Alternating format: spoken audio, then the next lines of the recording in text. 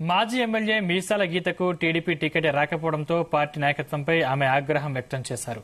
తాను విజయనగరం నుండి స్వతంత్ర అభ్యర్థిగా పోటీ చేస్తున్నట్లు తెలిపారు. ఈ మేరకు ఆమె అనుచరులతో కలిసి సమావేశమయ్యారు. విజయనగరం అసెంబ్లీ నుంచి స్వతంత్ర అభ్యర్థిగా పోటీకి సిద్ధంగా ఉన్నానని తెలిపారు.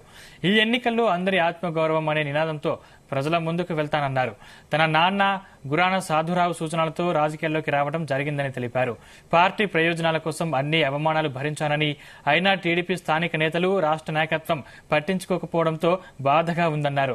విజయనగరం నుంచి పోటీ చేసి అత్యధిక మెజార్టీతో గెలుపొందుతానని ధీమా వ్యక్తం చేశారు గీత. 2019లోని ప్రభుత్వం రాకపోయినప్పటికీ కూడా పార్టీకి సంబంధించిన ఏ ఒక్క కార్యక్రమానికి కూడా పిలవడానికి ముందుకు రానప్పటికీ కూడా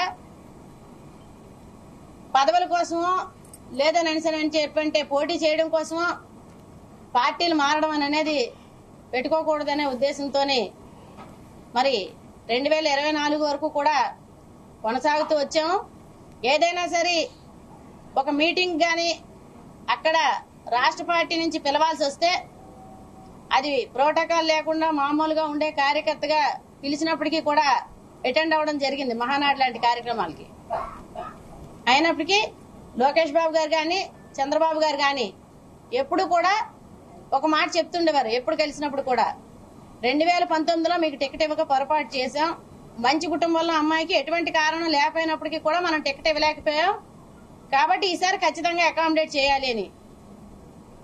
ఈ రోజు వరకు కూడా పార్టీలోని గౌరవం లేకుండా ఉండి చాలా ఇబ్బందులకి గురవుతున్నప్పటికీ కూడా ఎవరికి ఎటువంటి మాట గాని సర్వీస్ గాని చెప్పలేని పరిస్థితి ఉండి నాతో మాట్లాడిన వాళ్ళందరికీ కూడా ఏదైతే పార్టీ పదవులు ఉన్నారో వాటి నుంచి వాళ్ళందరినీ కూడా పదవుల నుంచి తప్పించి వాళ్ళు కూడా వాళ్ళ ఏరియాల్లోని గానీ లేకపోతే చిన్న చిన్న పదవుల్లో ఉన్న వాళ్ళని కూడా తప్పించి తీసేస్తుండేటప్పుడు గౌరవాలు ఉంటే ఏదన్నా పని చేయగలం గానీ లేనప్పుడు ఈ పదవులు పోటీ చేయడం గురించి కాదు కదా, నేను చిన్నబాబుతో మాట్లాడిన తర్వాత ఆలోచిస్తాను అన్నాను.